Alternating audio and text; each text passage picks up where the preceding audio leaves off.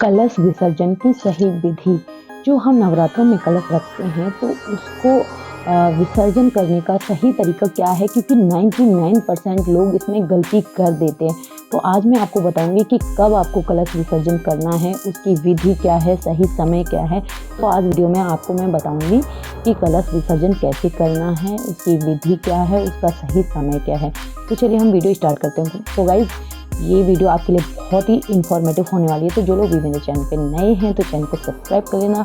Video अगर आपको अच्छी लगे तो लाइक करना, कमेंट करके बताना वीडियो आपको कैसी लगती है। तो चलो हम वीडियो को स्टार्ट करें। तो कलश विसर्जन का सही समय होता है नवमी के बाद। नवमी के बाद आप नवमी, जब आपके यहाँ पे नवमी पूजन हो जाए उसके बाद आप शाम के टाइम में, वो भी सूर्यास्त के पहले, शाम के समय सूर्यास्त के पहले, या फिर आप दशमी को, दशहरे वाले दिन आप सुबह को कलश विसर्जन कर सकते हैं। लेकिन हमेशा इस बात को याद रखना, सूर्यास्त के बाद कभी भी कलश विसर्जन नहीं करना है आपको।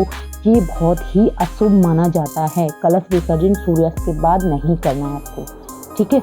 सही समय मैंने आपको बताया है कि दशहरे के दिन आपको सुबह करना है, या फिर नवमी के दिन आपको सूर्यास्त के पहले पहले कर देना है, ठीक है। अब हम बात करते हैं कलश विसर्जन की विधि के बारे में। तो सबसे पहले आपको क्या करना है, कलश को उठाना है, उसके बाद आपको ऐसे 5 बार उसको हिलाना है, ठीक है। उसके बाद उस पर जो हम नारियल रखते हैं, उस नारियल को हमें, जब आप कन्या पूजन करते हैं उस दिन आपको उठा लेना चाहिए, या फिर उसको बाद में भी उठा लेना आप, और उसको प्रसाद के रूप में आप उसको बांट दीजिए।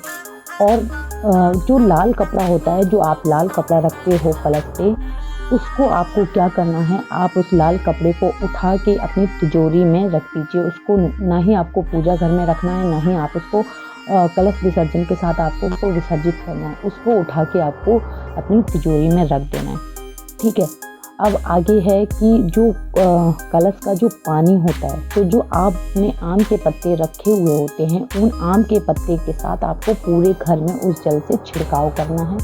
उस जल से पूरे घर में छिड़काव करके मंदिर में आपको उस जल को छिड़कना है। उसके बाद उसमें बचा हुआ कलश का जो पानी है वो आपको तुलसी में डाल देना चाहिए, ठीक है।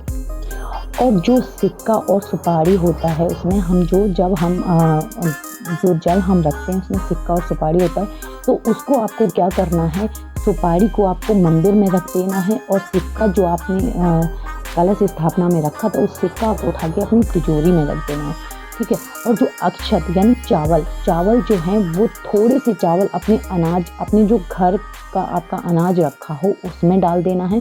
बाकी के अक्षत जो हैं, चावल जो हैं, वो पक्षियों को डाल देना चाहिए।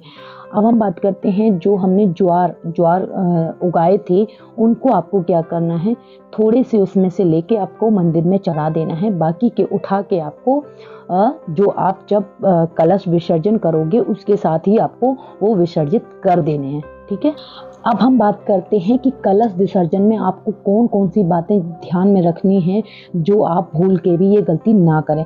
तो कलश विसर्जन के समय इस बात को हमेशा ध्यान रखना कि जो मिट्टी का कलश है उसको आपको यूं ही फेंक नहीं देना है। आपको उसको क्या करना है, आप उसको या तो किसी पीपल के पेड़ के पास रख देना, या फिर उसको जल में विसर्जन कर देना, ठीक है। ऐसे ही आपको उसको नहीं फेंक। और इस बात का आपको ध्यान रखना है कि जो पूजा के समय आपने जो भी सामग्री आपने इस्तेमाल करी हो उसको भूल के भी बिल्कुल भी कूड़े में नहीं डालना है। सब सामग्री को इकट्ठा करना है, विसर्जन के समय उसको विसर्जित कर देना है।